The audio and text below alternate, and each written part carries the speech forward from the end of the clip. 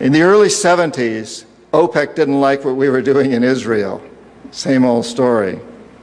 And so they cut off our oil supplies. So some of you will remember these long lines at the gas stations. And we feared we were going to have another depression like the 1929 depression.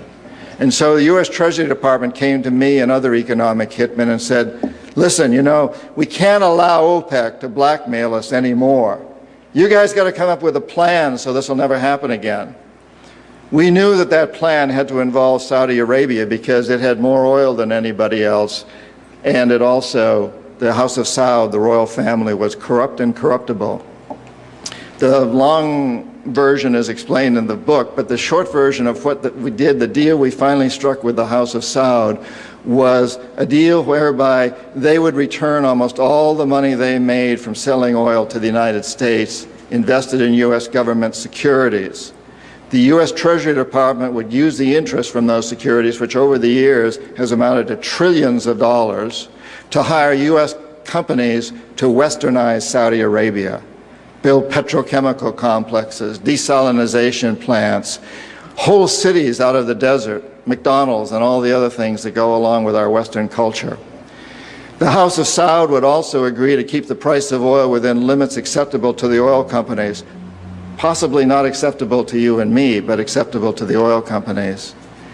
And this is very, very important. They agreed that they would never, ever sell oil for anything other than US dollars.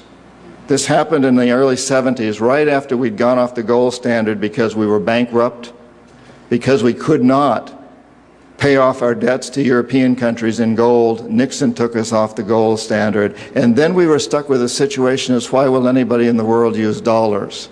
So very shortly we came up with this plan, which in essence put the dollar on the oil standard. You cannot buy oil on the world market for anything other than dollars, and that's very important to the corporatocracy.